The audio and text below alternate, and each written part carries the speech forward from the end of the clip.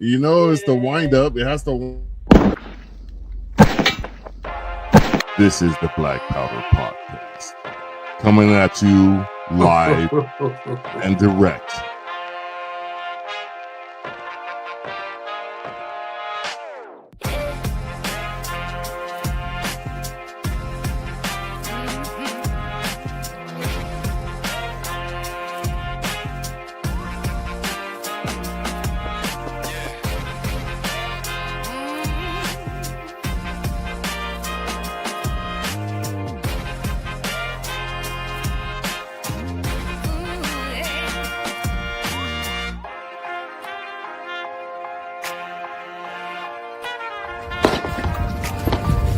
Your salty tears season my life.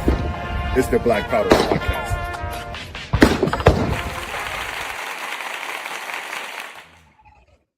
Hello, and once again, it's on. This is the Black Powder Podcast, the only real libertarian podcast that has ever existed, hosted by Marcus Matthews, the only real libertarian.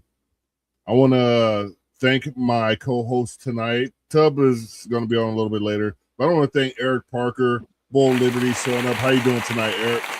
I'm doing good. And I was going to say, yeah, I am the co-hostess with the mostest. But I also wasn't here last week. I was about to be like, and I am the more consistent co-host. But I've been consistently inconsistent lately. So I apologize. Well, no, it's all good. Having fun. I heard you were in DC setting up the Freedom 250 American Fair thing, and I heard that. I wasn't just setting it up. I was a huge fan. It was a great crowd, all 8 of us holding it down. I got paid to set up, paid to be there. I'm just kidding. I was not there. I was actually visiting family in Knoxville. But anyways, hell yeah. We have a good friend coming on tonight, and strong hell yeah back at you, buddy. Hell yeah, brother. Well, we got another comment. Who's that? Some nerd. He's one of my best friends. Free. Yeah. How you doing, my good man? Shout out to Joe Hanoush, the producer of this show. He oftentimes books us some of the best guests that you could ever imagine, and that includes tonight.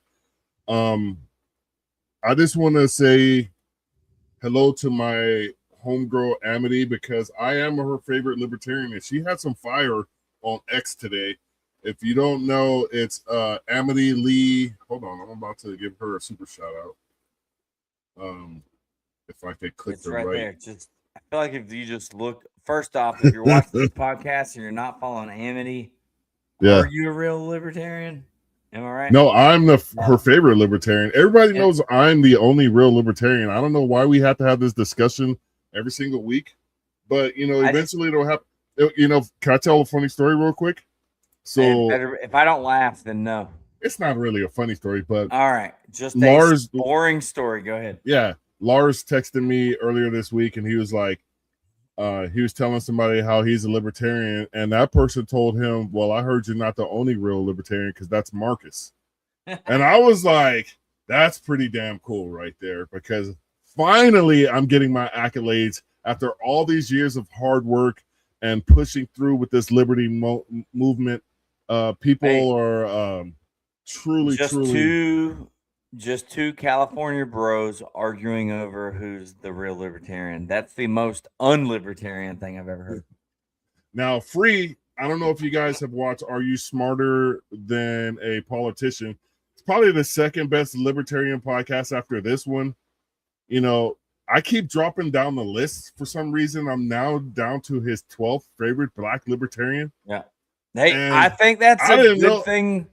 I didn't know there was 12 of us. I honestly didn't.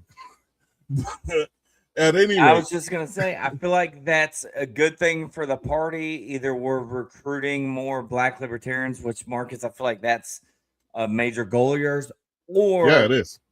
Or you're just getting worse, one or the other. One or the other. Well, everybody knows my feelings on black people. First of all, 90s hip hop made me a libertarian, because you listen to Public Enemy, you listen to Wu-Tang, you listen to A Tribe Called Quest. They imparted I don't know about that guy. That's not really hip hop. But you know, I always say black people are naturally libertarian. We like guns, we like weed. We know the government is fucked up and is always out to get us. And we know the government gets in the way. Our schools suck in the hoods and all of that stuff. Why are you still voting for these same people that tell you, oh, we're gonna fix it 4 years later? Oh, we're gonna fix it. So with that being said, I'm going to bring in our guest. And tonight we're going to my birth state because I really didn't live there too long. But we're going to the great state of Texas. I'm really happy saying that because we had too many damn Commonwealths on this podcast the last few weeks, and they're throwing a cross up. Real quick, happy birthday to Thomas Sowell. That's right. I was listening to NWA yesterday. Back to our guest. So we're going to the Texas House District 15, which is in Montgomery County, Texas. This is a local election for the state. And here in the Black Powder Podcast, we think it's very important for libertarians to run locally to show how we can govern, which is not governing you, letting you live your life to the best of your ability without being an impediment to said mission. So without further ado, I want to bring in our guest tonight, Jessi Cowart. Hi. Hey. Hey. Thanks for having me on. Thanks for coming. Go up, Tub. Speaking of, you know, I'm going to refrain. Every time, Tub, can you hear us? I don't know if I want to, but yes, I can. All right, good. We can hear you too. All right. Jessi, this is Tub. Hey, Tub. Hey. We don't have time for introductions, Tub. No, I'm just kidding. Yeah. Make it happen. Go. Just go. Keep doing what you're doing. Just. All right, Jessi, it's great to have you. I actually like the way you introduced this backstage earlier. We were like, is it a local election? And I don't want to take the words out of your mouth or misquote you, but you said it's as local as an office for state government can be. Is that fairly accurate the way you worded that? Yeah. So it's State House District 15, but the district is wholly contained within Montgomery County. So it is for all intents and purposes, a county election. It's just state level. Gotcha. Awesome. And I love that. And I like the energy. We love our local candidates, our local libertarian candidates here. We're going to start this podcast off the way we start every episode, I guess. I'm going to have you a 3-part question here. And it goes, what was your aha moment that, hey, I'm a libertarian? When and why did you decide to join the Libertarian Party? And when and why did you decide to run for office as a libertarian? Okay. I think my aha moment, I'm going to show my age a little bit here. But back in the early aughts, I was an undergrad at the University of Texas, Hook'em. And I was big into the anti-war movement there. That was right after 9/11. We were about to invade Iraq. So we were having the Iraq 2.0. And there was a big anti-war movement on campus, and I was a part of that. And obviously, very much ideologically aligned with everybody who was in that movement. But whenever we talked about other things in terms of politics, policy, I realized that I was very much not aligned with a lot of my anti-war brethren, particularly in an economic sense. And I just really kind of considered myself an independent. So a buddy of mine told me that guy named Ron Paul was going to be speaking at the LBJ School of Public Affairs, and hey, come with me, come check this out. I think you'll dig it. And I went, and I had never heard of the Libertarian Party. I didn't know what a libertarian was. But I came out of hearing Ron Paul speak there in Austin circa 2002. And I was just like, that's it. That's me. That's my home. And I've really spent a lot of time just reading into, Bastiat, Hayek, and I just kind of really delved into it. But I also kind of fell into that whole wasted vote fallacy for a few years after that too. Like, I was like, I'm afraid, I'm going to give the vote to, so-and-so, and did the whole thing that drives us libertarians crazy, right? I couldn't fully commit. I would vote Libertarian down ballot, but I would usually, pick one or the other based on the candidate at the top of the ballot. And it was around 2012 where I stopped voting for the uniparty period, went full on libertarian voting, and then really started getting involved in the party kind of on the periphery around 2016, and then really came into the party full force with the Joe Jorgensen Spike Cohen campaign in 2020. And that's where I decided I was actually going to not just be a libertarian voter and kind of be on the periphery, but actually be part of the party in the process. So I've been doing that for several years now. Was last term the vice chair of the Libertarian Party of Texas. I sat on the Libertarian National Committee last term as an alternate for Region South. And I decided I wanted to make that shift from party office to political office. And it's something I'd been thinking about for a while. My kids graduated from high school in 2023.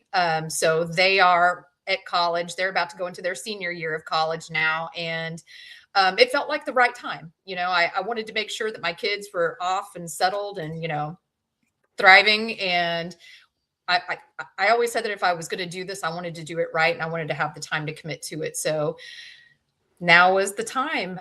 Just been looking around politicians at Montgomery County for a number of years, just not being really impressed, and just kind of had that moment where I was just like, why not me? So here I am. I'm not flirting, but I honestly thought you were in your late 20s. Oh, no, I'm 45. Yeah, because when you mentioned age, I knew Tub was going to get mad at him being the oldest guy on this podcast. When she said that, I was going to stop her and be like, hey, Marcus is here, and he takes his age very sensitively. Like, Marcus gets set off pretty, like, you start mentioning I was going to say. He starts, listen, what tends to happen after we have these conversations and age gets brought up, so Marcus will text me during the show and be like, Tub, can you just stop? Can you make him stop? This is, and you can tell it's like, it's hurting him. And so then he'll call me after and be like, Tub, listen, and you can hear like the tears, like so I'm like, I was gonna have to stop you. I thought when you started talking about, well, back when I'm thinking, Marcus is gonna get set off here. But Marcus, good job toughening up, Buckaroo. Nice job, buddy. Yeah. Well, and every time we remind Marcus he's the oldest. I am not the oldest. He always says something like black don't crack or something. It doesn't. Right? It doesn't. And I'm not black. I'm paper sack brown. Anyway, you're the same age as Spike. Paper sack brown. Write that one down. That's a good one. I don't know that we're allowed to say that. Yeah, that is our word or our descriptive term. So yeah, this at any rate. So hang on. If I was just randomly say this, am I going to get in trouble? Well, I mean, you're talking about a person, maybe. Okay. Yeah. But you're about the same age. I think you're the same age as Spike. He just recently had a birthday, and he's right 44 on that. or 45. I think he turned 44. 44. Yeah. Okay. I thought he was 81 or 82. Well, anyway, you're right on the cusp when he was born. I'm about to make a point here. Stand by, Tup. But you're right on that cusp. I don't have that kind of time left in me. Right on that cusp. Where you're Gen X, which is the best generation that has ever existed in the history of mankind, and millennials, where the jury's still out a little bit. But we're Zennials. Zennials. And that's what he said. So you have the correct mixture. Had an analog childhood, but came of age in the digital era. Yeah, exactly. Yeah. Only a tech person, because I say that exact same thing, where we saw the transition from analog to digital. So we were that bridge. At any rate, did we finish Eric's 3-part question? Yeah. My bad. Yeah, I had a decent follow-up, then I forgot it. But I think it was kind of we'll get to it. This is a great conversation. Remember that one time you would be great on this show and then you forgot? Yeah, and I should have wrote it down because I was like, this is, and then I didn't want to, Look, y'all kind of give me a hard time because I write stuff down, but at least I don't have to go. I was writing stuff down. I write stuff down too. Yeah. I didn't write down. I think it was something like. Eric's getting there. He's getting there. You. All right, I got it. All right. Yeah, okay. Got right, so Pass the mic to Tub. mentioned. Okay, I got this. so You we'll start with mentioned- stuff. Go ahead. Are you done? Listen, as soon as you remember it, because I know you get to that age Go also. ahead. As soon as Yeah, you go remember ahead. it, chime Yeah, in. you're come back, you're okay? next. All We're right, not so blaming a my couple things memory real on quick. age. Can we move on now? Tub, wait on you. All right, now. So we will start. I wonder how many people watch this and really think we hate each other. A lot. I mean, 'cause I do. Like, I really don't like you guys. Yeah. But all right. So anyway, Jessi, how are you? Yes. All right. Good. All right. So let's start with this, and this is pretty simple. Okay. How many times have you been called not a real libertarian in this time? Because if it's not at least 3 or so by real libertarians, then you're not one. Change your party affiliation, go run as whatever it was you were before. Okay. So if you've never been called not a real libertarian, drop out of the race now. Okay. Now, Yeah. are you starting to see the difference? Because you mentioned that you went from involved with the party to being a candidate. Are you seeing Right. the differences there? Yeah, a little bit. It's different. Where within the party, you do kind of get into the, not a real libertarian, or that you're a statist or not a statist and everything. It's really not that way whenever you're campaigning for party office. They mostly just are curious. At least that's what I've run into. It's either they've already made up their mind and they've got a preconceived and often very incorrect notion of what a libertarian is, or they're just like, oh, I've heard of the Libertarian Party before, but tell me what that means. And those are the best conversations, right? Where you get to actually, do a bit of education and see those light bulbs go off in people's heads, being like, oh yeah, that actually sounds pretty great. What's your lead in once you hear that? Because ultimately I'm going to ask you, how is it being received in that area? But what is your lead in when somebody says, hey, what is a libertarian? Because Eric and I had to deal with this. Because when we ran for office here, most time people don't know who we are. And so Right. we always have this different attack. I think we all kind of have this different way. And one time I put it out there. I put out the old way that we would say that kind of I'm a fiscal conservative and a social liberal. And then one time I said that, and I'm telling you, Spike, what do they call that? They booked me or whatever they call that, when they're trying to dog you out without dogging you out by name. So Yeah. he did that. And I'm like, dude, so when somebody says that, how do you respond to that? Yeah, I really just say that we're the live and let live party. So I do kind of somewhat frame it like you were talking about, Tub, where you got to meet people where they are and kind of talk in terms that they're comfortable with, right? The parlance of the times, right? So Right. I will say that we're obviously fiscally responsible, very fiscally conservative, if we want to use the conservative terminology. But we are a little bit more socially compassionate than I would say some Republicans are. And so I really just kind of say that, if you really want to take the best of the Republican Party and the best of the Democratic Party and put those things together, that's the Libertarian Party, which is not the best way to describe it if you're, kind of talking in libertarian circles. But again, whenever you're talking to folks that are curious about libertarianism, and you kind of have to, again, meet them where they are, that's the way that I frame it. And just it's a good opportunity also, as I always say, to talk about the non-aggression principle. So just basically saying, the non-aggression principle is the cornerstone of our philosophy. It's basically don't start none, won't be none. If you're not harming a person or property, then c'est la vie. The government shouldn't have any say in what you're doing if person and property isn't being harmed. And 99% of the time, people will nod their heads and say, yes. And then there's the but what about this? But what about this? And then you get to the single issue voters. And that's where you really get into the meat and potatoes of the conversation. Right. And that's when, but then once again, like you said, you kind of figure out who you're talking to.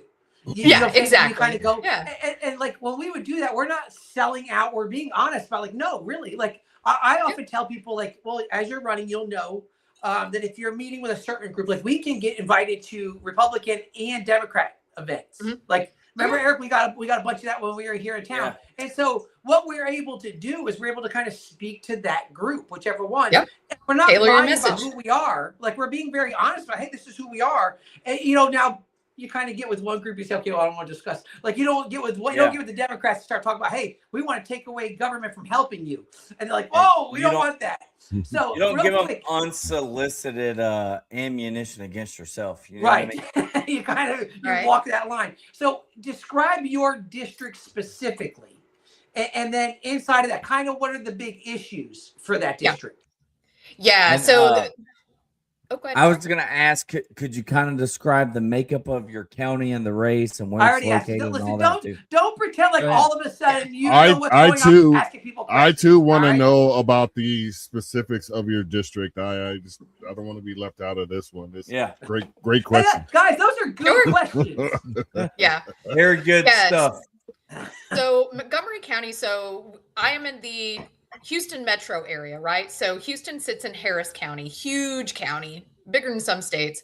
And Montgomery County is the county directly north of Harris County. So we're still considered part of the Houston metro area. So I'm like in the North Houston suburbs, if you will. And so I live, House District 15 is in the southern part of Montgomery County that actually borders Harris County. In this part, the biggest, I guess, city, if you will, it's not actually like a incorporated city, but the Woodlands is a big part of House District 15. I live in Oak Ridge North. There's also the city of Shenandoah, and it's a fairly affluent area. So I would say the median income is about $97,000 here. Average house price, I think, is like $346,000. So it's a fairly affluent area, but you wouldn't know it because people are actually struggling here.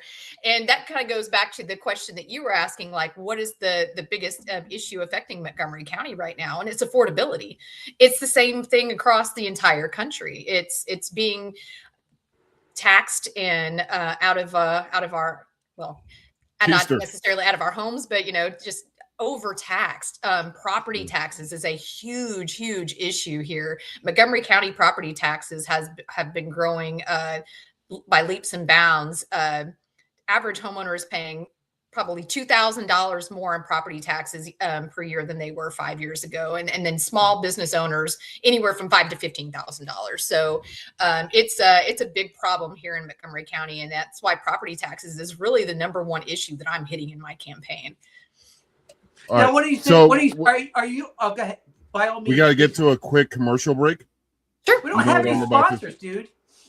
Yes, we do. Well, first of all, I know this is related to our guest here by the name, but if you ever say that again, I'm gonna block you. I only need block people that try to dox me or stuff, but don't ever come on my show and say Free is right about anything, because that's anything. All right, so with that being said, we want to put up this link right here, which is cowardfortexas.com/donate. As we say on the Black Powder Podcast, put your money where your memes are.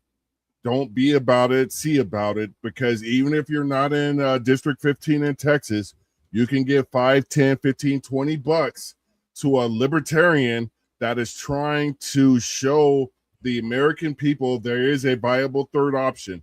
So with that being said, once again, it's cowardfortexas.com/donate.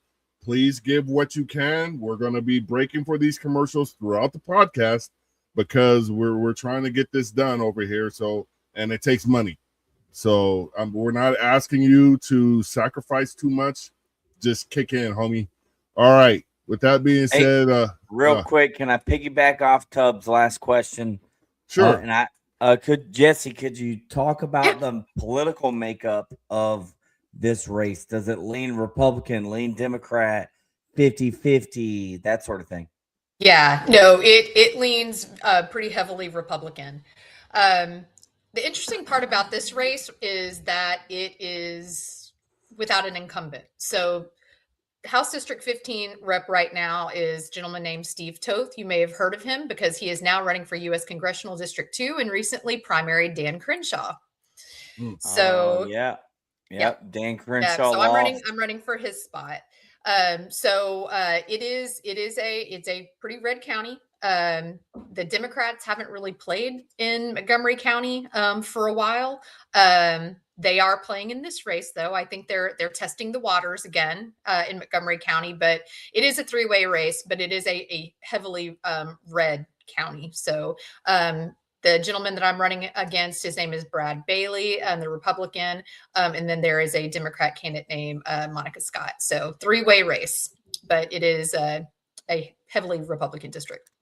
So this is a difficult question, and I'm going to ask it point blank. Don't take it disrespectfully. Yeah. But would you consider it a win if you beat the Democrat but didn't win the election? Or do you got a percentage you're looking for? Or do you think you can win this outright? Yeah, no, I'm in it to win it. But I've got a healthy dose of realism. Yeah, absolutely would consider it a win if I beat the Democrat. I would absolutely love to cover the spread, force a runoff.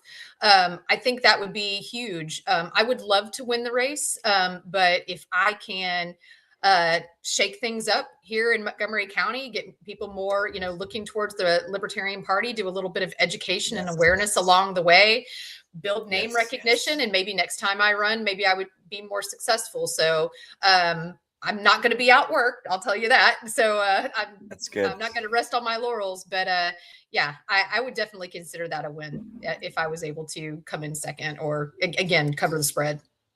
We got our first donation Marcus, here. Yeah, we got one. Put it up. Thanks, and put her Reed. link back up there. Put the link back up there, because what she just said right there, she's not going to be outworked, but I want you guys to understand these political races can be done without fundraising.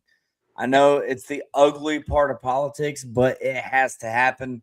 If everyone here in the comment section just sent her $20, this might be the most successful day she's had in her political campaign so far. I don't know. Maybe she's doing great in fundraising, but every little bit helps. And we're only going to move this message forward by doing it this way. So, right. Yeah, no, I appreciate that. Absolutely. We just kicked off a digital marketing campaign just yesterday. So that's was a big investment. We are doing decent from a fundraising perspective, but I would just say for folks that are watching and maybe considering a donation, like that money is going to use. We are hitting the digital ads. It is going to be hot and heavy. The Texas Senate race is very heated.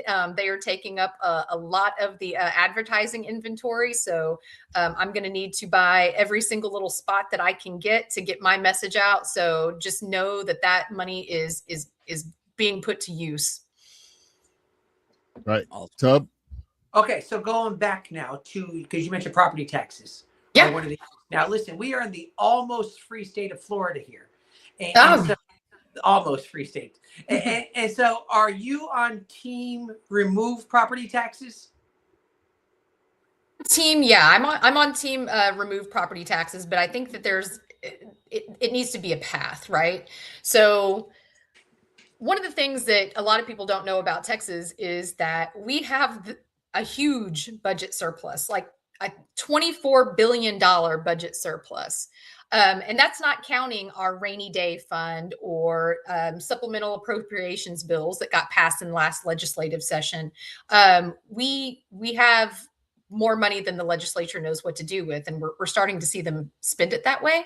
But what I would love to do is use that $24 billion budget surplus, put that towards buying down M&O debt from school districts, doing some real compression, and being able to move the needle so that we can get us on a path to property tax elimination. I would love to eliminate it outright. I think probably a 5-year plan is going to be a little bit more easier to swallow for some of the folks in Texas. Texas likes to do things incrementally, but yeah, if we could actually apply compression. Describe what would be that 5-year plan. Yeah. So I mentioned the using the surplus to buy down the debt. Sorry, I got a frog in my throat. 2 seconds. No worries. Yeah. Excuse me. Okay. That happens when you look at Tub. So this all of our guests. Just go ahead. All right, yeah. So buy down the M&O debt, but the other piece that it absolutely has to happen, and honestly, no property tax plan is worth its salt if it doesn't include this, is reining in government spending, particularly at the local level, because that's where we are getting hit the hardest. School districts are the biggest part of the property taxes here in Montgomery County. So I think that we need to rein in local spending. So I would support a bill that supports putting in limits on local spending. The state of Texas has 5 spending limits, 4 constitutional, 1 statutory. Local governments in Texas, 0, no limits whatsoever. And I'm not talking about anything crazy. Like, I'm in favor of decentralization too. I don't like top-down approaches to things, but I feel like this is an exception to the rule where we actually do need to put spending limits on local governments. And I think it's, something like, population plus a rate of inflation or something like that, something reasonable where we can actually start reining in that government spending, because if you're doing the compression, but the spending continues to rise, it doesn't work. Yeah. Then it's all for nothing. Yeah. So what are some ways that you believe that right now, knowing what's going on, what are some ways that you believe they could cut back on spending? What are some areas where you go, hey, you guys are a little top heavy here, we could clean this out?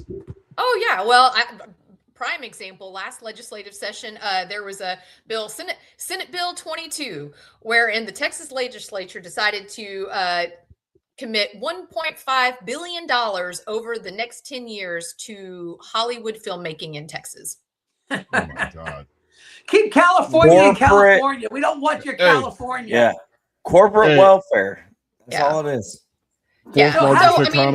Fourth largest economy in the world. Just by the way, I just wanted to. But listen, hey, keep your economy out of Texas. All right, so let me ask you this real quick then. So, how do you counter? Because the argument right now, which you probably heard, is if you remove property taxes, how's the local counties? How are they going to raise money to cover their? Because we got to understand there are some expenses that government's going to have. Period. Even if you cut back all the junk. So how do you counter that? Yeah, and I mean, just to say it, I'm not arguing for no services whatsoever, but the problem is that the rate of the property taxes are increasing higher than the services that they're supposedly providing to us. So, yeah, I mean, I would support, certain things, from an infrastructure perspective, things like that. So, I mean, just I'm not an anarchist. I know that's not going to sit well with some of the watchers, but yeah, You're what now? Sorry. No. I didn't. Sorry, Tub. I'm trying to interrupt. Okay. Did you say I am not an anarchist, or I am? No, I'm not. No, I'm not an ANCAP. I'm sorry. I don't think any of us here are ANCAPs, but no. I'm non-denominational libertarian. D asked if you. I'm a minarchist. I'm probably just a constitutional libertarian. I don't know. D asked, do you have a PayPal link on for PayPal for your donate link yet? I do not. I don't know that's, but it is. It's all good. / donate, but I don't know that I've got PayPal or anything specific like that set up. Just donate. Find the way. Just do it. All right. So let me go back. Are you doing another commercial now? If so, can you dance next time, or sing it, or something? Sing a jingle. Like if next time you do the commercial, Marcus, I need you to dance or sing or something. Look, man, we're not doing this minstrel show BS on this podcast. Whoa. This is a legitimate libertarian podcast. We're not. Now, if you asked me to sing, I would sing. I did. I said dance or Marcus. sing. I said it. All right, now hang on. I'm going back for a second, and then Marcus, and you can pretend like you're on here with us. Then Jessi, you request the song Marcus is supposed to sing. I just watched Sound of Music last night, so let's keep it within that genre. No. Listen, you may have your libertarian card, but you're gonna quickly lose your black card. I'm just gonna tell you that right now. If you sing Sound of Music, you're out. We went over this earlier. Paper Sack Brown. Back to you, Jessi. Paper Sack Brown. You can only card. sing The Paper Sack Wiz. Brown. That's it. That's all you can sing. Wow. Yeah. But Tub, did I answer your question around the property tax? So what I wanted to know is, so we're all goofing off. I know. So how do you explain to them? We say, hey, I get if we remove these funds, here's how we can make this right. Because we're going through this right now in Florida. And Eric will tell you, I've had a plan to get rid of property taxes for years. Like and then Ron DeSantis stole it. So inside of here, what we're happening, and maybe it's similar to your area, I don't know. So what's happening with us is the concern that, okay, if they remove property taxes, our counties are going to start going without. And then they're talking about there'll be a sales tax increase or whatever. They're going to find a way to offset it. The problem that comes with that is for us in Tallahassee, that all of our money now would go to Tallahassee in a state tax or something, sales tax or whatever. Mm-hmm. And then we got to basically beg to get some money back again. And we know it's the same thing we do with DC right now. We send all of our money to DC and the states beg to get it back again. And it gets filtered out based on who they like or who they don't like or what's going on. So how do you offset that when they say, because it's a real complaint, it's a real issue. When people say, if you do that, how are we going to make up for the services that we do agree that we want? No, I mean, I think it's just kind of cutting back the spending. So I think it's going to be a tightening of the belt. I think there's a lot of nice to haves that are part of county budgets, state budgets. And I think it's going through with the fine tooth comb and deciding what's a need versus a want. I think the other part of it, like as far as the sales tax thing goes, I think that probably is part of the solution. And honestly, and not necessarily a sales tax increase. I don't want to rob Peter to pay Paul, but I do think that once we do get to a point where we are able to eliminate property taxes, kind of shifting that over to a sales tax is going to be the way to go, because it's transparent, right? Like you can, mm-hmm. you know what that is. It's not based on, you know, arbitrary appraisals or, you know, things like that. So I do feel like a sales tax would be the more transparent and certainly more palpable way to go versus property taxes, where, you know, you've got people who, number one, you never truly own your homes. You're paying rent to the government in perpetuity on property that you already own. But then too, you know, you've got people who are being taxed out of their homes because they can't afford to pay their property tax bill. Maybe not necessarily in Montgomery County, but certainly in Texas broadly. So yeah, I would definitely support kind of transitioning that over to a sales tax. But again, that comes with reining in the spending, and it comes with going into the budget and really determining the needs versus wants. Now, doesn't that incentivize government for civil asset forfeiture when the money is not, they have a harder time projecting how much money is going to be coming in? No. Don't get me started on civil asset forfeiture. That is legal. That's exactly what I wanted to do. Hey,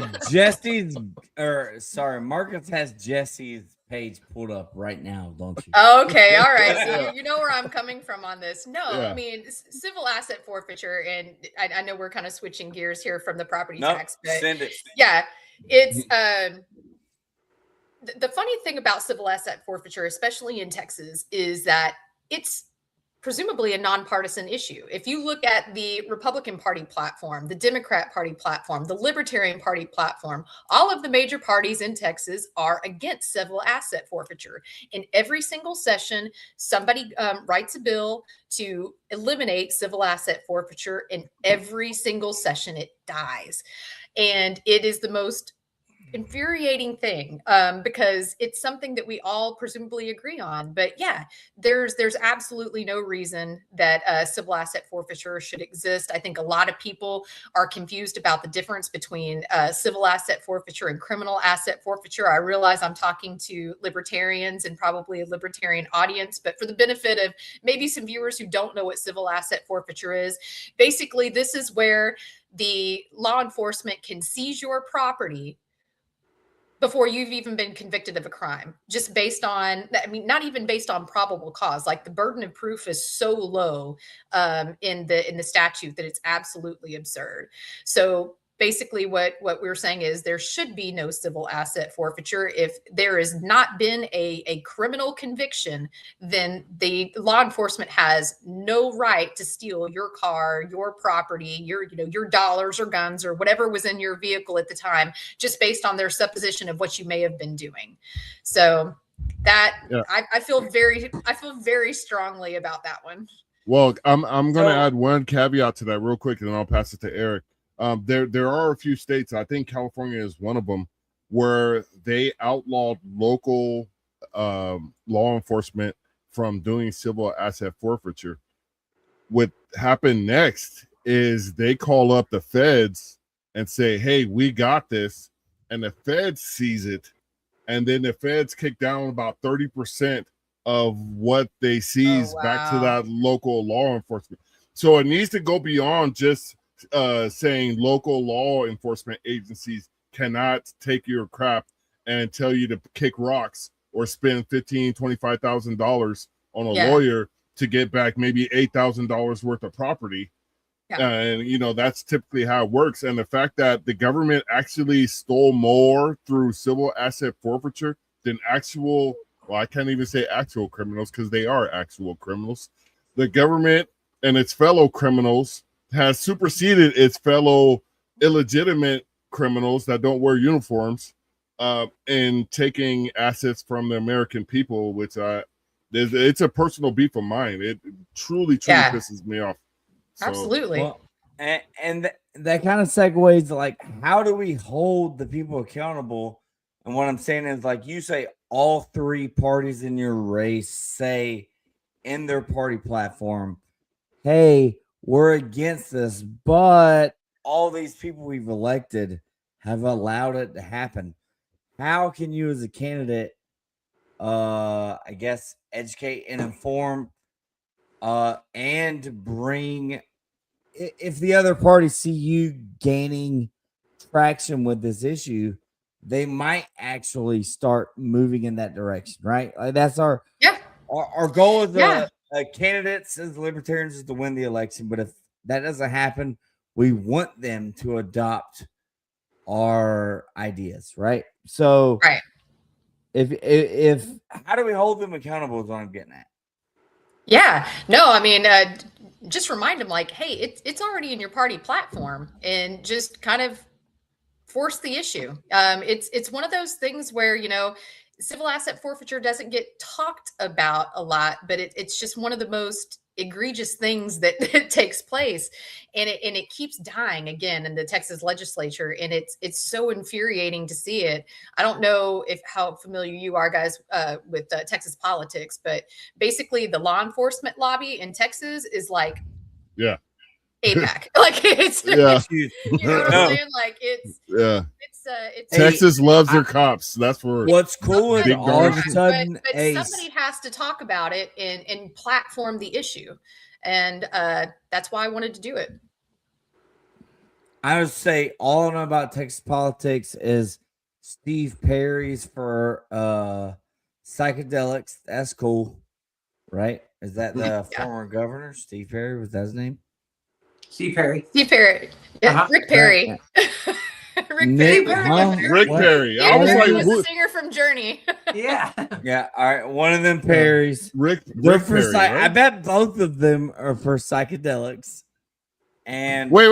Hold on. I'm confused here. So former Governor Rick Perry of the state of Texas is for psychedelics? Yeah. Dude, well, that makes sense because he was kind of loopy in a lot of the stuff he did. So all right, now I know why. Look it up. Now I think you're thinking of Steve Perry.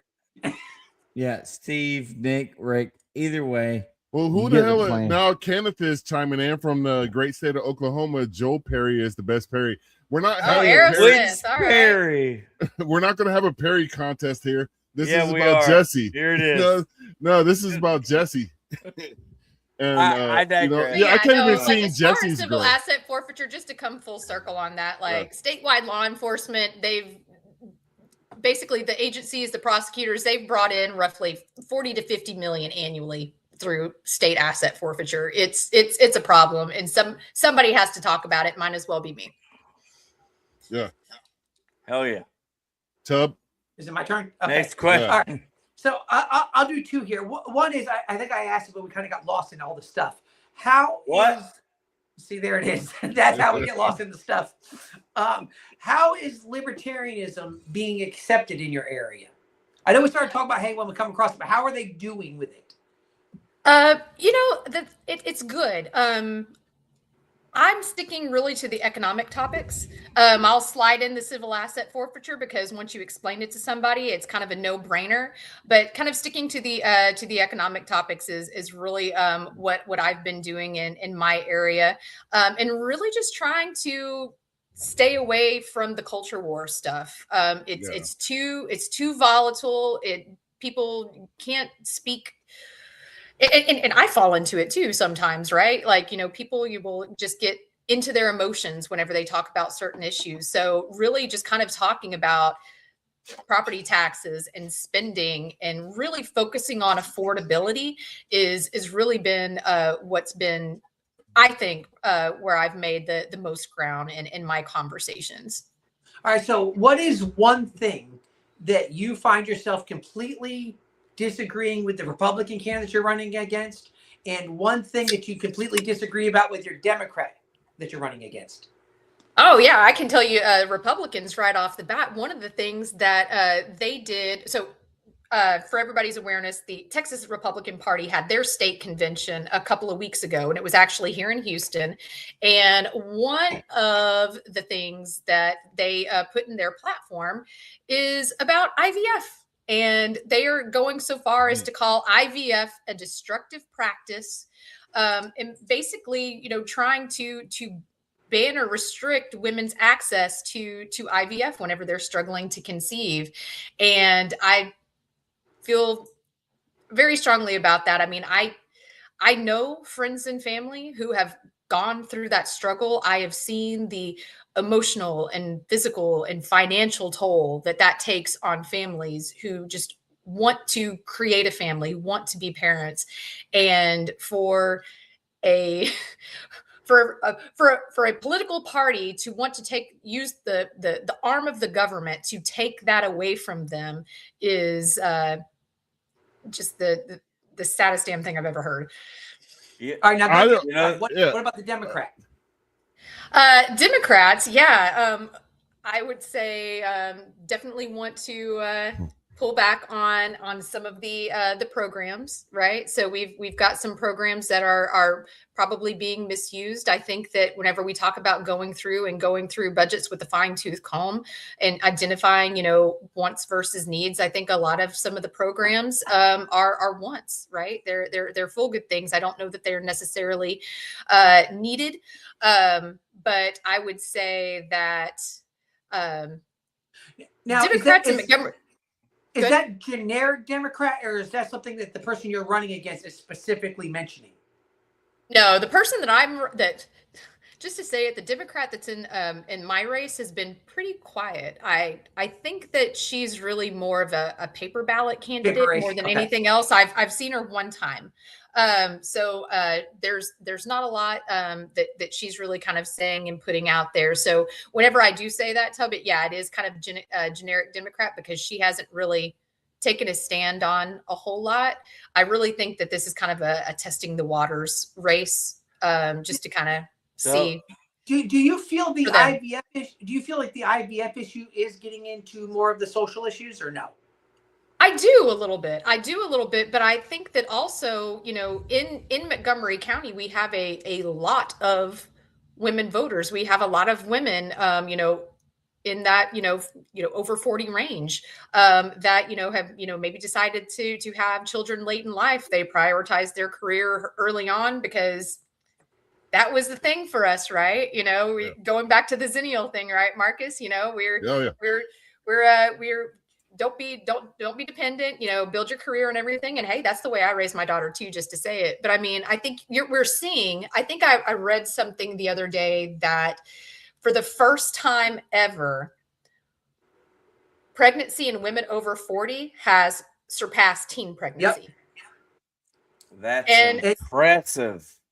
And I whenever I saw that, I was like, oh, that's insane. And then I thought about it and I was just like, but that makes sense because that's honestly you have two generations of women of that. I don't know how. I think that's a good thing, but I want to point out this irony in you saying that the GOP was against IVF. However, Trump was for taxpayer funding of IVF. Like, is that not hypocrisy on its biggest level? Yeah. No, they can't get their story straight. And the funny part about it is, did you say Trump and hypocrisy in the same sentence? How's that possible? yeah, color me shocked, right? But yeah, no, but even just this week, so the Republicans, they came out with the, kind of the anti-IVF thing in their platform, and then Ken Paxton, who amazed me and making me agree with him. He came out and he said that he was in favor of IVF. So he basically was going against what the Republicans were saying. And I was just like, oh, well, what do you know? Even the most corrupt politician in Texas can get it right every now and then. And then this week he has done an about face. So I think that, I guess maybe his donors slapped his hand and said, no, you can't support IVF, Ken. So he's done an about face on that. Never mind. In your area, is the IVF issue a religious issue? I don't think so. No, I Okay. mean, like I said at the, the kind of the top of the conversation, I live in a fairly affluent area, so I live in an area where people can actually can afford to get IVF. We have multiple IVF centers here in our area.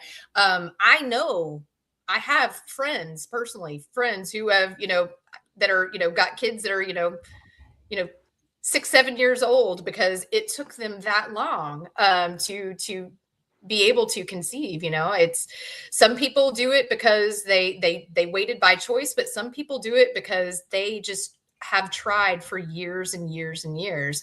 And I just don't think that the state of Texas has any standing, any ground whatsoever to take this option away from men and women who want to be parents.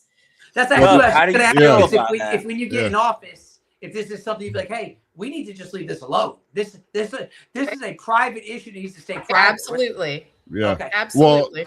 Well, hey, puppies. Tub, is that your stance, Pastor Tub? Well, actually, yeah. So that's the reason why. Hold on, I'm trying to figure out. My dog decided to just bust into the door. I don't know if you could just see her. Look at her. She's just roaming around. Hey, she's cute. Leave her alone. Never mind. All right, that is Jessi. dog. Look.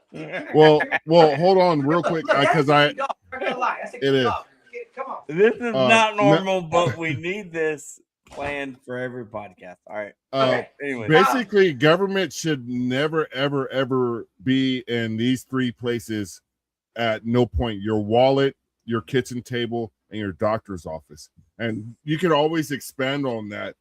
But the fact that somebody wanting to bring a child into this world, specifically into the United States, with the birth rate declining as such, this is like shooting yourself not in the foot, but like in your dominant hand.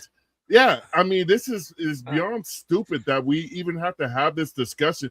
Government should not be telling you what your family can or can't be, as long as you're not touching kids or the standard protocol and whatnot.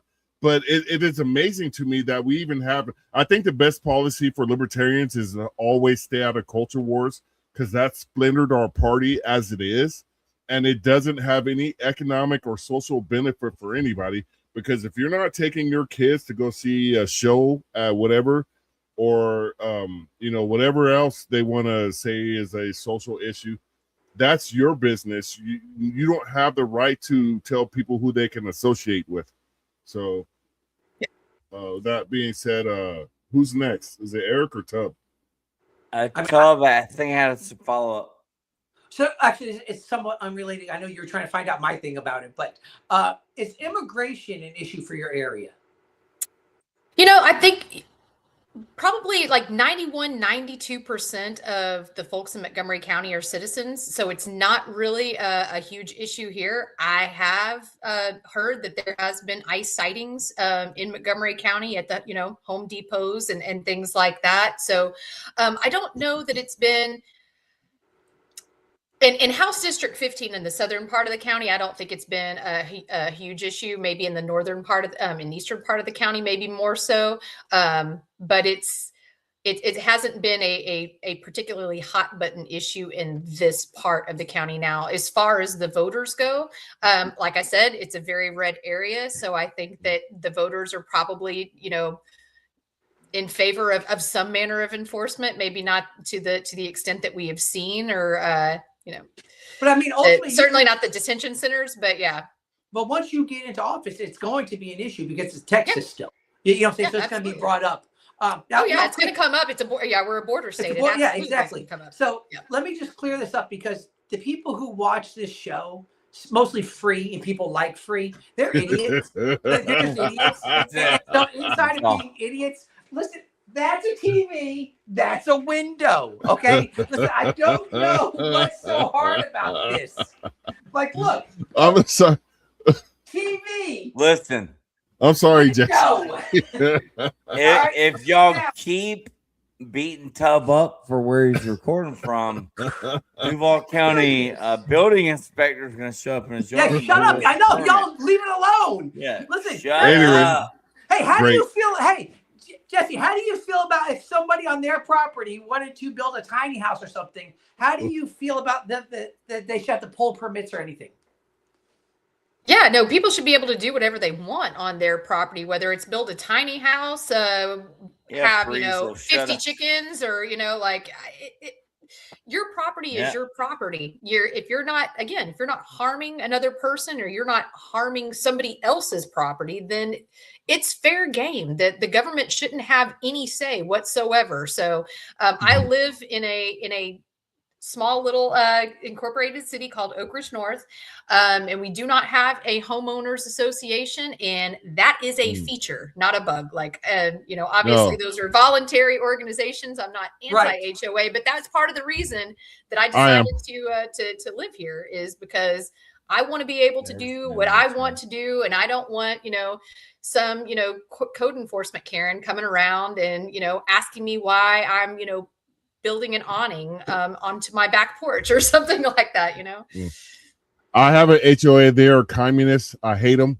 I wanted to ask you, Marcus for HOA president 2020. Yes, he does need to run for president. I had no idea how bad it was when I chose it. That was 23 years ago. That's a new see, there's a run for HOA president. There's a difference between HOAs and government. See, you got to understand, that they're HOA, you chose that. Like, hey, you moved in, it happened. You didn't want it, don't move in the area. I didn't know. I'm pleading ignorance. Does it to you. There's a That's true. That's true. But I'm pleading ignorance because this is the first house I bought, and I had no idea because I bought it for my brother-in-law. At any rate, I wanted to talk about. One of my shout out to the listener who knows about Oak Ridge cops. Well, that's Casey. I believe it's Casey. All right. I just wanted to ask you just to get some lightheartedness in so people can see your personality. Do you know one of my favorite libertarians from the state of Texas in El Paso, Ryan Woodcraft? Yeah, he's such a great guy. No. Oh, I know. Oh, yeah. We are not talking about Ryan. Y'all said true. My bad, Chris. Well, we were in Grand Rapids, and then y'all are back on now, right, Tub? Has Ryan Woodcraft officially endorsed you? Because I don't see him in the comments. Yeah. What? Huh? Are you done talking about him? Huh? Are you done? Hey. Well, apparently you have an ally in Rob Yates. Hey. And I'm DJ Yellow. I like Rob. Yeah, you have an ally. He said he's a sociopath. That Woodcraft's a sociopath? Good. Yeah. There we go. What happened to Eric? Somebody gets. So we dropped Eric. We got rid of Eric. That's all we had to do to get rid of Eric was just walk to the door. I done that a long time ago. He disconnected. He's still here in the back. But at any rate, yeah, I love Ryan Woodcraft. We had him on and he won his race. So I'm hoping that magic transforms for your victory. Wow, everybody's just leaving us. Everybody's leaving us. Yeah. Well, no, I appreciate that. I surely do too. So it was. All right, and so this was Chris. It wasn't Casey. So my bad. Chris is in the state of Texas. We met at LP Text yesterday. I was with Freeze Crew. Gotcha. That's not a flex. I don't know why people keep like giving free credit. Hold on. All right, welcome back. Hey, how y'all been? It's a real pleasure to be on. I couldn't hear you, which is kind of a mixed blessing, in all honesty. Yeah. Now Free's talking crap. This makes this show look so. Of course it does. Listen, his show runs not because of him. Let's be very Yeah, clear. it's all Terry. It runs despite Put him. it in reverse, Terry. I can't wait. That's coming up. Back up, Terry. All right, so we're probably supposed to be covering more important things than that. Great. The more important things than free, I can tell you that. Okay, so we covered eliminating property taxes, reining government spending, and civil asset forfeiture. We have two more topics that you have on yours, which we're going to start with defend the guard. All right. Yeah. Which is a Yeah. Defend the guard is a big one, and I love that it is picking up so much steam around the country because it's another no-brainer, right? You know, so for those who are watching who aren't familiar with the Defend the Guard movement, basically what this is saying is that we want to have legislation that states that our Texas National Guard cannot be called to active conflict whenever there has not actually been a declaration of war. So it's a big issue here in Texas. With our National Guard, we do have one of the biggest National Guards in the country. But we've also had situations where our National Guard wasn't here whenever we needed them. So we've had weather events where we actually needed our National Guard for disaster recovery, and they were in Ukraine. So it's definitely an issue that I want to make sure that I highlight. There was a bill that got introduced and died in committee last term, but I very much would like to author or even sponsor or co-sponsor a bill to enact Defend the Guard legislation so that our National Guard cannot be deployed without an actual declaration of war. Eric, it's one of your things, isn't it? Well, you know, I was a reservist, but yes, so I would have been sent overseas either way. All I was going to say is, what? You were. I was the one who stayed home. You went. Yeah, no, I actually did go. How many beers have you had tonight? My point is, regardless if I was National Guard or reserves, I would win it either way. I was a reservist, not National Guard. Yes, this is important. I do want to point out, though, that I believe Trump ran on the fact that he was going to end the war in Ukraine. And by looking at my watch, it's still going on. So the Republican Party hasn't done anything to stop the war in Ukraine. They ran on this idea. They've done nothing to stop it. They continue to send our money. They continue to send your state troops, your National Guard over there. So it's not over. It hasn't stopped. Broken promises. That's all. Yeah, Rob Yates, I want to get to this comment real quick. He says, Jessi, you're truly one of the best people we have in the party. I don't know how he just overlooked me, but we'll just keep it moving. He said, thank you so much for everything you do. He said, thank you, Rob. And Rob, that was 3/5. You need to go back. That's your public education. Yeah, your public education is showing right now. Okay, all right. You go to 3/4, Terry. Put it in reverse, Terry. Oh, I'm gonna keep saying that the rest of the night. I'm up there too. Well, it is the 2nd of July, but you get one point. All right, so back to Defend the Guard, if we may. So, Jessi, do the people around there even know about? Because I'm finding out now. I don't know. Maybe I'm wrong in this, but I tend to only see libertarians pushing this from the way I see it. So, is it known around there? How do people feel about it? Yeah, no, it's one of the things that I've been talking to people about. It's kind of like the civil asset forfeiture. It's one of those things where people don't know a lot about it. So it's an opportunity to kind of take an issue that isn't, really, big in the kind of the national public space or media, and give it a platform. And it's another one of those things where every time I talk about it with somebody, everybody's just like, well, yeah, that makes sense.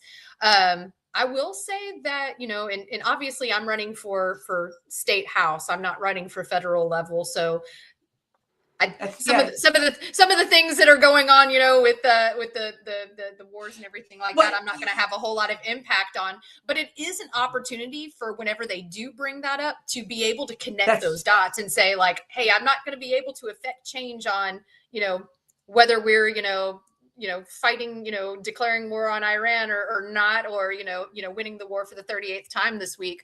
But what I can do is I can, try to protect our National Guard and keep them home and make sure that our Texans don't get deployed into these frivolous conflicts. So that is a way that I'm able to kind of bridge that kind of bring a federal issue that I can affect change on it in the race I'm actually running.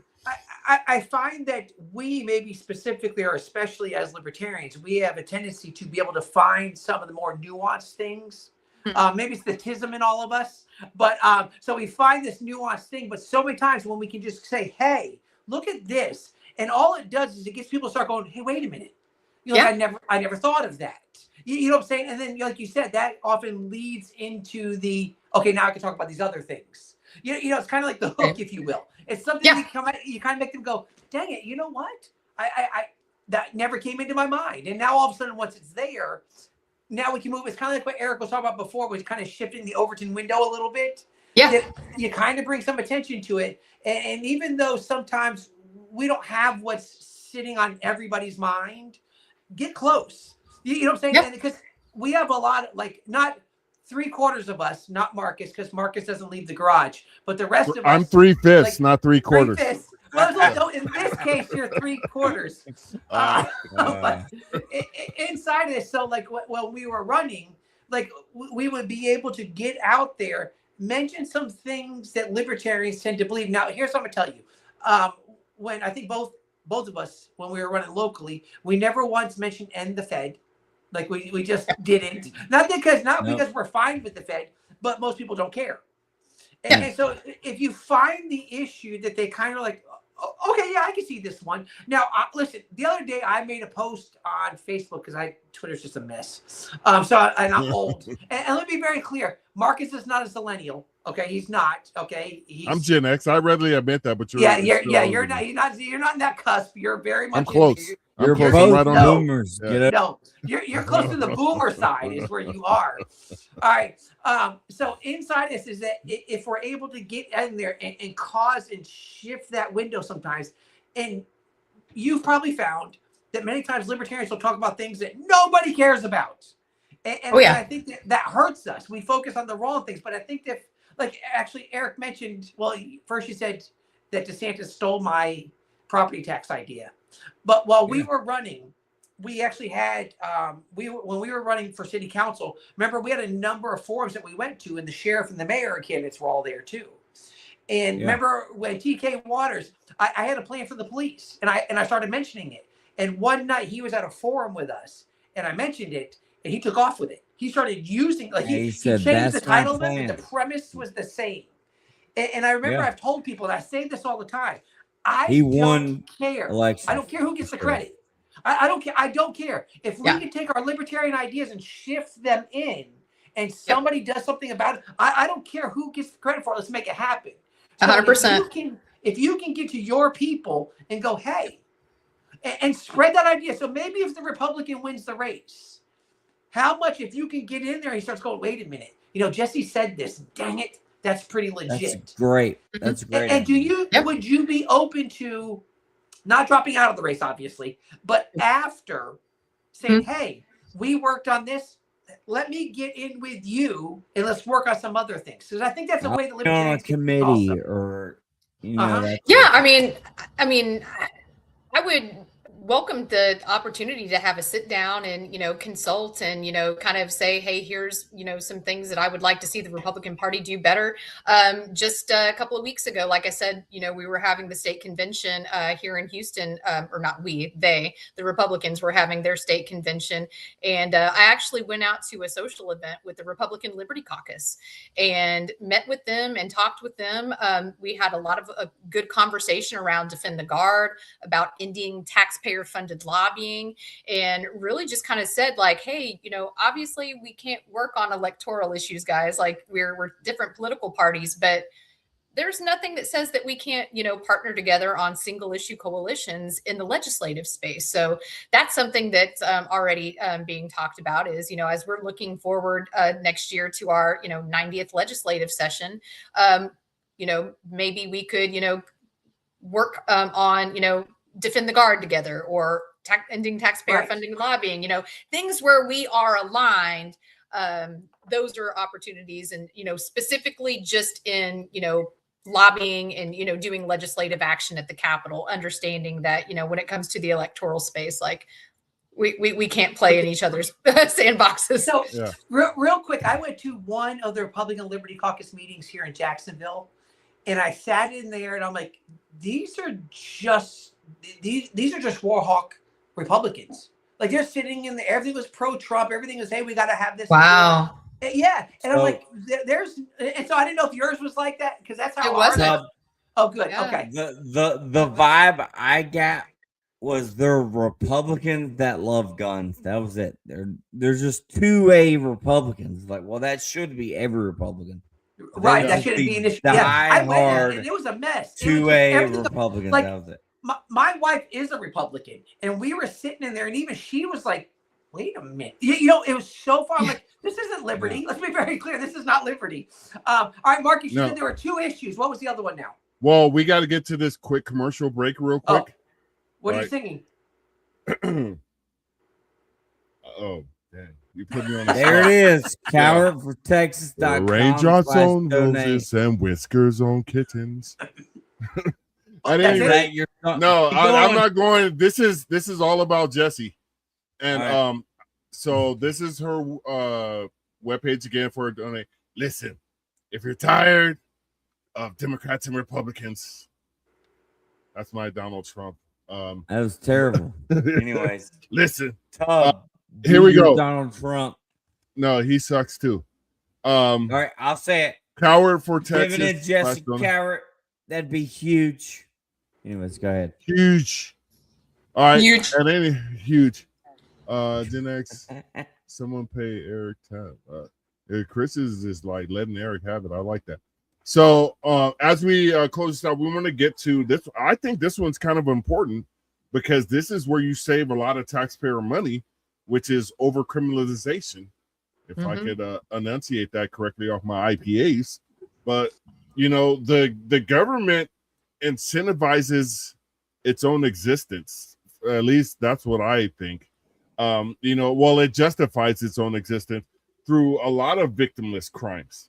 And Absolutely. They go out there and solicit crimes, and government goes out there and makes things illegal that have no bearing on your life or mine. So what is your plan for how do you present that to the voters of Montgomery County? Yeah, it's really starting to have conversations with them and educate them on how much money is being spent to maintain our jails, and how much money it costs to keep so much law enforcement on the streets whenever they are out there, pulling people over for victimless crimes, or arresting people for victimless crimes. Just educating people about the incarceration rate, educating people about how, and this is an opportunity to kind of tie that into civil asset forfeiture too. If you're not being pulled over for something that's, victimless crime, then, you're not going to have your stuff stolen in the first place. Right. So really just kind of talking to them and, breaking down the numbers for them and helping them understand. I think too is, and particularly in Montgomery County where, people are very supportive of the law enforcement, helping them understand that this benefits law enforcement too. It's, if you're actually, letting law enforcement focus on the things that matter, actually focusing on violent Real crimes, crime. things where, again, people or property are being, put at risk or being harmed in some way, then that's not only going to benefit the public, it's going to benefit the law enforcement community as well. They're not going to have to expend so much time and resources and have to militarize to be able to protect and serve. So really helping them understand that it's really a win-win for the public and for the law enforcement community, I think, is a huge part of the messaging. Awesome. Tub, you want to go with your closing question, statement, whatever? No, I got nothing. No. So, in all reality, first, are we closing? Are we closing? Yeah, this is. We're about to wrap up. Oh, then Jessi, thanks for coming on. I know. No, thank you. You don't have any questions? No, dude. No. Look, I got my questions done. Well, this is your closing statement or question. No. So that's what happens with boomers. And I thought I'm not. For one thing, I'm not prosecuting her. For another thing, I thought my closing statement was, "Hey, geez, thanks for coming on, and hope to see you around on Facebook or Twitter or something." But I thought that's it, right? No, whatever. You're closing right. Whatever you got for her, brother. No, I don't know what to say now because I thought you were telling me you were done. So go ahead, Eric. Just go. I'm done. Yeah, we'll come back to you. We'll come back to you. I don't want to come back. I'm done. Hey, Tub, I'll show you how this works. Hey, Jessi, is there any way we could help out? Anything your campaign needs? Are y'all looking for volunteers? Yes. I'm so glad you asked. Yes. Thanks. So show Tub up. Yeah. So definitely. So you guys have done a great job plugging the donation link. So obviously, always looking for donations. We are putting that money to good use. I promise it's not just sitting there in a bank account. We are using it and we are grinding. But yes, we do need volunteers. So if you're in the Houston metro area, great. But even if you're not in the Houston metro area and you want to be a part of the campaign, we are going to be doing text banking and phone banking. You can do that from anywhere. So please go to the website. You can sign up to be a volunteer, or you can just email info@cowartfortexas.com. We'll get you plugged in. But whether it's, phone banking, text banking, or if you're actually, local and want to do more boots on the ground stuff, block walking, or just, banging in, yard signs, we can use all of it here over the next few months. Like I said, we're not going to be outworked. We are going to, play this game to win it. And we can use all the help we can get. So whether it's your time or your dollars, we sure do appreciate it. And we would very much welcome you to Team Cowart. Now I'm going to go back to Tub because he looks frustrated and angry. Is there any way? Normal? How can people? Do you need any help? Do you need any volunteers? Can people help you with your campaign? No, we already covered that. You got anything else? That's the one I was going to go with. So, well, you should have said it when you had the chance. Marcus, what do you got? No, I'm still going to give Tub an opportunity. You got nothing? No, he's done. I truly ask. Listen. Go ahead. Ask your question tonight. When y'all was busy playing around, I stayed focused. Wow. I got my answers. Okay. Well, okay. How about this? Okay. Is there anything that you say, hey, I would have liked to have brought this up real quick? Is there anything that you want to add? No, I think we touched on pretty much everything that I really wanted to talk about this evening. Probably we covered a lot of ground. It was probably my questions that made her say, no, I think we covered everything. All right. It wasn't you talking about being 3/5 of a citizen. And it wasn't whatever Eric was repeating my questions. I'll be very clear about this. I want to say what about questions got us where we need to be. Word. Okay, but what about my 3/5 and paper sack Brown comments? I think that was those were very instrumental to Jessi's future success, and I look forward to having her back on after she wins her race. Okay. At any rate,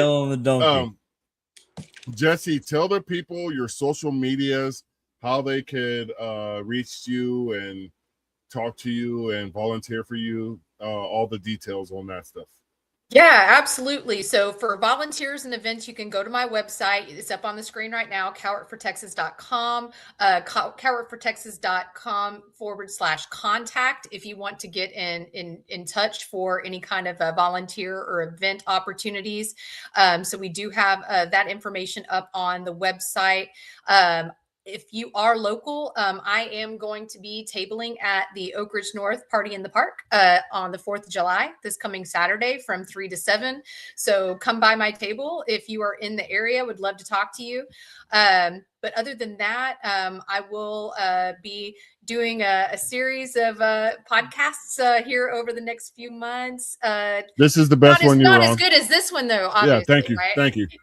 Well, don't let them hear you say that. But I will definitely be out in the community and tabling and everything. So we do have an events calendar on my website, and we will be striving to keep that updated with all of the goings on and all of the places that I'm going to be. So keep up with the website, but then always have the cowardfortexas.com/contact if you ever have questions or want to get involved or have me come and speak somewhere. Would absolutely love to be on a panel or be a speaker at any of your events. Awesome. I want to shout out Joe Hanush for booking you. That this your. Joe? Yeah. I mean, we get Joe. Yeah, we get great guests on here, and you're in that long lineage. Our girl Addison won her lawsuit. The Republicans lost their lawsuit against her in Duval County, and with prejudice. Yes. Did you want to make a statement on that, or you got anything to say about that? Oh no, yes. Go fight win. Yeah. Take it to the man. Yeah, exactly. So who do we have next week? We don't. I'm not worried about. We'll talk about that later. Yeah. Just say you're done, Marcus. Just be done. Just covering the. I don't want this to end. This is so beautiful. All right. We had a great time. At any rate, this is going to end it. Eric is going to fall out of that chair. Jessi, thank you for coming on the show. It's been a blast. We think you're going to do great things there in Texas, the great state of Texas. It's not the 4th largest economy in the world, but it is a great state because I was born there. So with that being said, I left voluntarily because I knew Ken Paxton was going to Quasimodo, as Chris said, was eventually going to come around. But with that being said, this has been the Black Powder Podcast, the only real libertarian podcast. I've one of your hosts tonight, Marcus Matthews, the only real libertarian. I want to thank Eric and Tub, but most importantly, we want to thank Jessi for her time and her efforts, because this is no joke. And I'm going to put this up there one more time for you people, because if you haven't chipped in, don't complain, because these are good people doing good things. And if you can't get $5, $10, $15, $20, then I understand to a certain extent. But at the same time, if you want to see libertarians win, we all have to start pulling the rope in the same direction.